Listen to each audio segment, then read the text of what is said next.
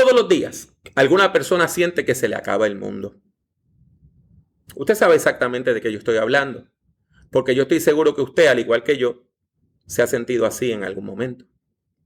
Hay momentos en la vida donde uno siente que la esperanza se ha ido de vacaciones, que la vida se ha acabado y que el futuro ha sido cancelado. Y esto por lo regular ocurre cuando uno pasa por una experiencia difícil, quizás hasta traumática.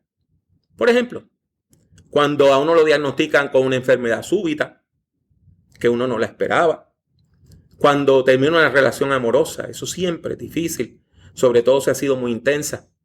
Cuando tenemos problemas económicos inesperados, como que usted llegó al trabajo y le dijeron, hasta aquí llegaste, y lo cesantean. Otra situación que también nos causa mucho dolor es cuando tenemos luchas en la familia, peleas intrafamiliares. Qué terrible. Y cuando tenemos una meta, queremos alcanzar un sueño y no lo logramos, y nos sentimos fracasados. Le damos la bienvenida a Prediquemos, un podcast sobre la predicación, el liderazgo y la teología pastoral. Con ustedes, el Dr. Pablo A. Jiménez.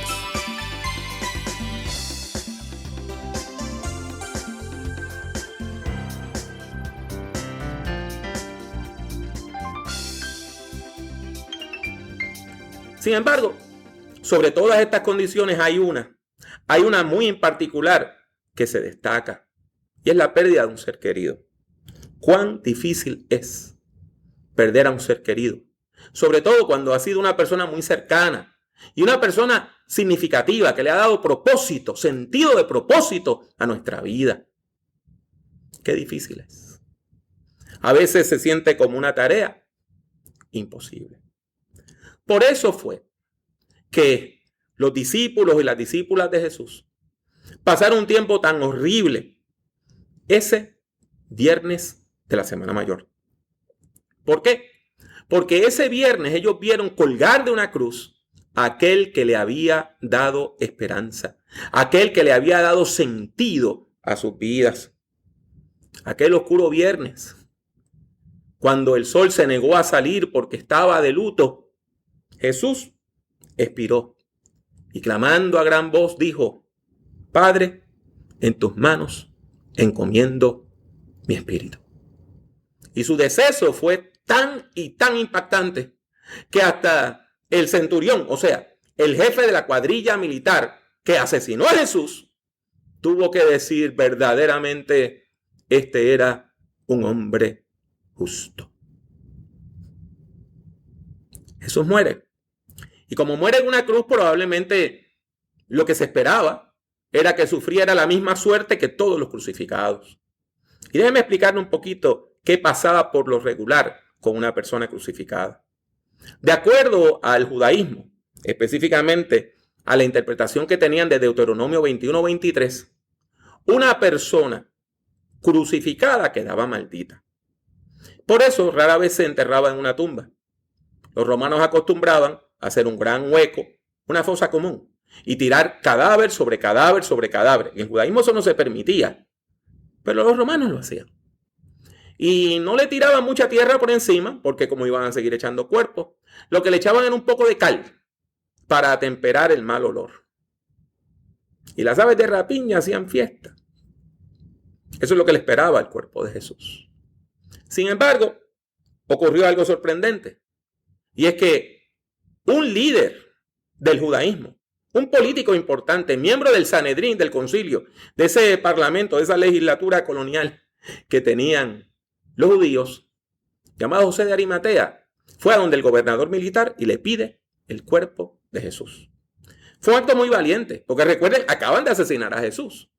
Y al él reclamar el cuerpo de Jesús, está diciendo que él era seguidor de Jesús. Y Pilato, que era un político muy astuto,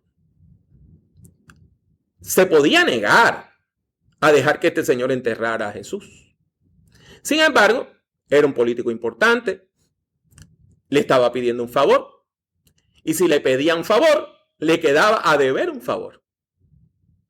Y entonces Pilato podía en algún momento ir y decirle, ¿recuerdas el favor que te hice? Ahora tú me tienes que hacer uno a mí.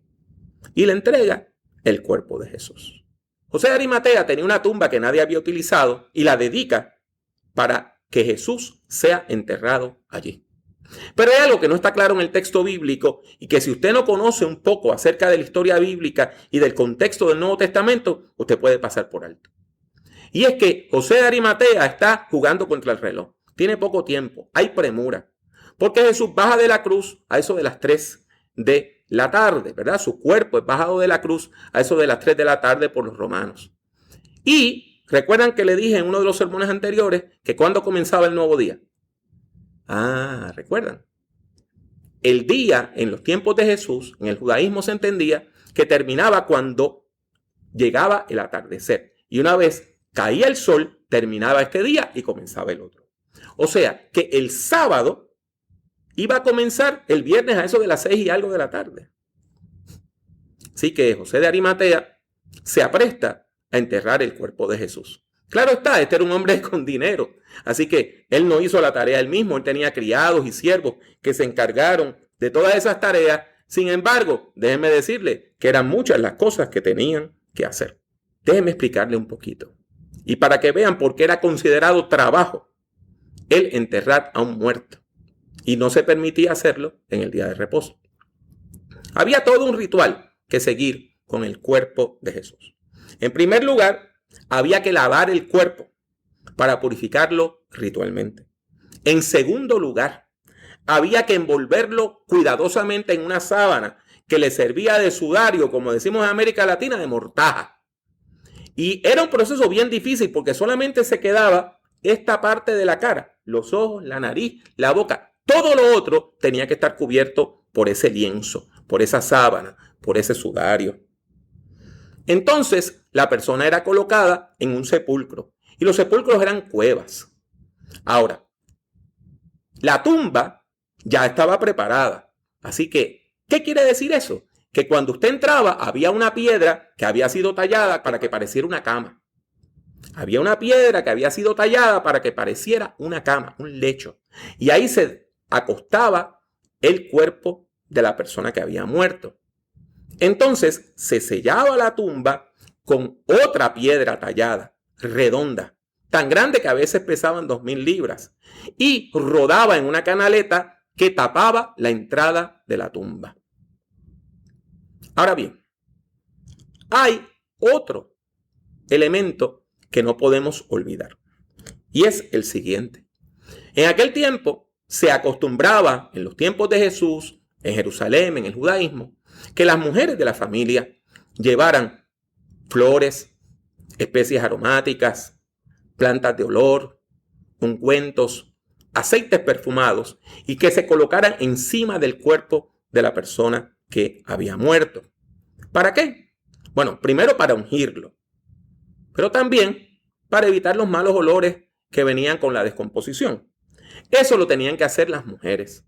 Y si usted se fija, el texto nos habla de que las mujeres trataron, pero no tuvieron tiempo de hacer eso el viernes en la tarde. Escuchen lo que dice el texto bíblico. Acompañaron a José las mujeres que habían venido con Jesús desde Galilea y vieron el sepulcro y cómo fue colocado el cuerpo. Después regresaron a su casa para preparar especias aromáticas y ungüentos y descansaron en el día de reposo conforme al mandamiento. ¿Qué quiere decir eso? Que el viernes no tuvieron tiempo de hacer ese ritual. El sábado no lo podían hacer porque era día de reposo. Así que tenían que esperar ¿a cuándo? Exactamente, al domingo en la mañana. La Biblia nos dice que tan pronto llega el domingo, que es el primer día de la semana, muy temprano, rayando el alba, cuando el sol salía, estas buenas mujeres fieles que eran discípulas de Jesús se acercan a la tumba y van con poca esperanza, porque seguramente la tumba iba a estar protegida por guardias o por militares. ¿Y quién iba a mover la piedra? Bueno, 3 sorpresas ocurren cuando las mujeres llegan allí aquel domingo en la mañana. La primera es que la piedra ha sido removida. La piedra no está tapando la cueva. Segundo, Cuando se asoman a la cueva, se asoman al sepulcro, el cuerpo de Jesús no está allí. Y tercero, que yo creo que fue la sorpresa más grande, de momento ven dos hombres que tienen vestiduras resplandecientes. Y claro está, ellas interpretan que son ángeles. Y se mueren de miedo. Imagínese usted. Sin embargo, estos ángeles tienen un mensaje que provenía del mismísimo cielo. ¿Por qué buscan entre los muertos al que vive? No está aquí. Ha resucitado. Acuérdense de lo que les dijo cuando aún estaba en Galilea. Es necesario que el Hijo del Hombre sea entregado en manos de hombres pecadores y que sea crucificado, pero al tercer día resucitará. Esas palabras angelicales abrieron el entendimiento de todas estas mujeres de fe, que comprendieron que Jesús había resucitado. Y llenas de alegría, llenas de gozo, corren hasta los discípulos. ¿Y quiénes eran? El texto bíblico nos dice que eran María Magdalena, Juana, María la madre de Jacobo y otras mujeres más. Las discípulas iban con alegría, pero qué chasco se llevaron. Porque cuando se acercan a los discípulos y les dicen que Jesús ha resucitado, ¿saben lo que le dijeron? La Biblia dice de la siguiente manera: el relato de las mujeres les pareció a los apóstoles una locura. Así que no les creyeron. Literalmente el texto griego tiene una palabra, el verbo laleo. Es como decir la. Es como que era pura palabrería lo que ellas estaban diciendo. Los discípulos no les creyeron. ¿Por qué? Porque a ellos se les había acabado el mundo cuando Jesús murió. Dos de los discípulos deciden entonces atreverse a salir de su encierro. Recuerden, están encerrados porque los romanos acaban de asesinar a su líder. Pero ese domingo después de la Pascua, muchos peregrinos regresaban a sus aldeas, a sus ciudades. Y estos dos discípulos dijeron: nos metemos entre la multitud, nos escondemos y así los militares no nos encuentran. La pareja sale. Pero ¿qué pasa? No bien están caminando, un extraño a quien ellos no reconocen porque sus ojos están velados, se les coloca al lado, a la par, como se dice en América Latina. Empieza a hablarle y a interrogarle de qué hablan, qué es lo que ha pasado esta semana. Y solamente una de las dos personas que camina a su aldea, que se llamaba Emaús, tiene nombre en el texto bíblico, se llama Cleofas.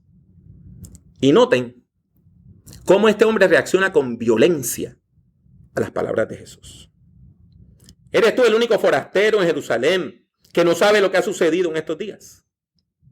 ¿Y qué ha sucedido?, preguntó Jesús. Y ellos le respondieron: lo de Jesús de Nazaret, que ante Dios y ante todo el pueblo era un profeta poderoso en hechos y en palabra.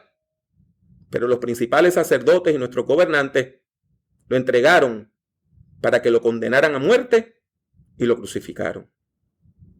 Nosotros teníamos la esperanza de que él habría de redimir a Israel. Sin embargo, ya van 3 días de que todo esto pasó.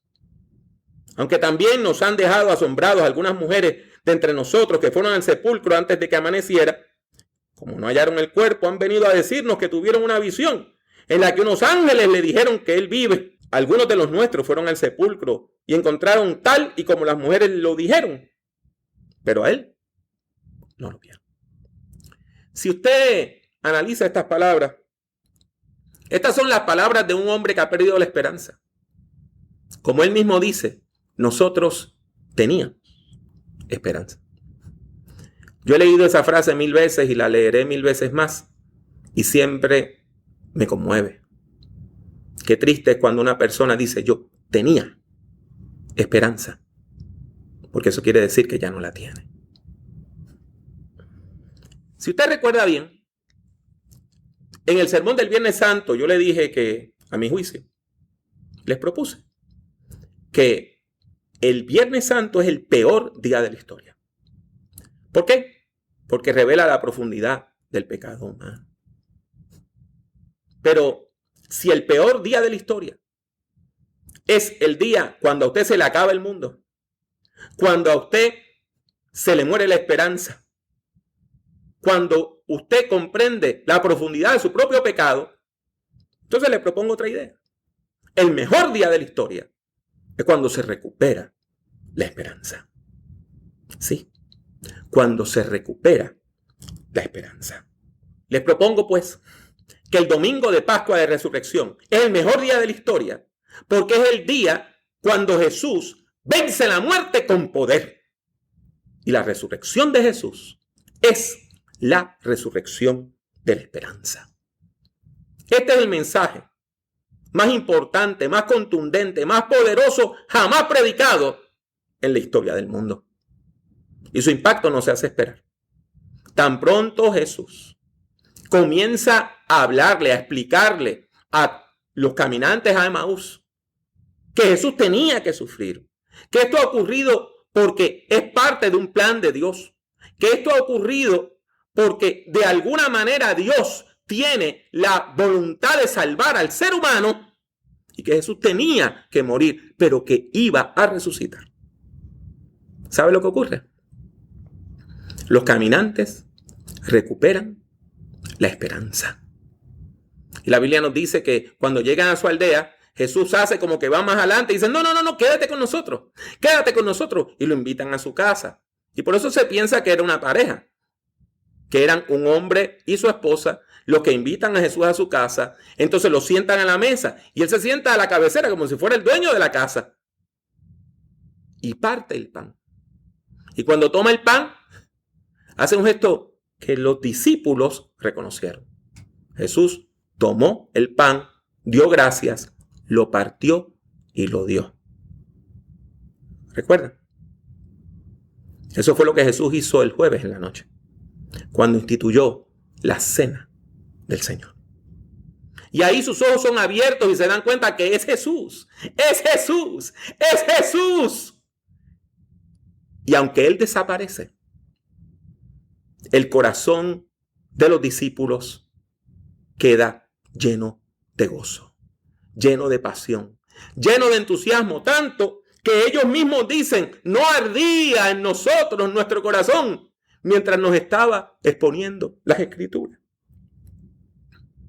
Entonces, como están llenos de pasión y llenos de entusiasmo, no les importa que es de noche y que nadie ha inventado alumbrado eléctrico, sino que en medio de la noche caminan hasta Jerusalén y llegan hasta donde estaban los otros discípulos escondidos a decirle que Jesús ha resucitado. Y encuentran que ya ha comenzado a nacer la fe en ellos. Y ellos dicen de la siguiente manera, en verdad el Señor ha resucitado y se le ha aparecido a Simón. Y después, para confirmar el mensaje, no aparecen más ángeles, sino que aparece el mismo Jesús, el crucificado. Aparece ahora resucitado y se presenta ante los discípulos, no como un fantasma, sino con un cuerpo glorificado. Y les habla. ¿Y qué les dice? Entonces les abrió el entendimiento para que pudieran comprender las Escrituras y les dijo, así está escrito, y así era necesario que el Cristo padeciera y resucitara de los muertos al tercer día, y que en su nombre se predicara el arrepentimiento y el perdón de pecados en todas las naciones, comenzando por Jerusalén. Y a renglón seguido, en el próximo versículo, Jesús da una tarea misionera, y le dice a los discípulos, en la versión Reina Valera 1960, y vosotros sois testigos de estas cosas. Ustedes son testigos. ¿Y qué quiere decir eso? Que ustedes y yo, nosotros, nosotras, somos testigos. Somos testigos. Somos testigos de que Cristo vive. ¿Saben por qué? Porque las personas de fe hemos visto la esperanza brillar como el sol de mediodía, aún en los momentos más oscuros de la vida. Porque las personas de fe sentimos la presencia de Cristo resucitado a nuestro lado, aun cuando nuestro rostro esté bañado en lágrimas. Porque las personas de fe sentimos que nuestro corazón arde de pasión cuando la palabra de Dios toca las fibras más íntimas de nuestro corazón. El domingo de Pascua de Resurrección es el mejor día de la historia. Porque es el día cuando Cristo vence la muerte con poder y resucita. Y la resurrección de Jesús es la resurrección de la esperanza. Cada vez que una persona dolida, cada vez que una persona herida, cada vez que una persona que ha sufrido profundamente encuentra a Jesús y encuentra vida y encuentra esperanza y encuentra amor y encuentra pasión y encuentra motivos para vivir, ese es el mejor día de la historia. Y si tú te acercas a Jesús hoy, si tú le das tu corazón a Jesús hoy, será para ti el mejor día de la historia. Gracias por escuchar Prediquemos. Puede encontrar otros escritos, audios y videos del Dr. Jiménez en su página personal www.drpablojimenez.com. Siga al Dr. Jiménez en Twitter, Instagram y YouTube. Sintonice Prediquemos y comparta nuestros enlaces con sus amistades. Que Dios le bendiga mucho y que Dios le bendiga siempre.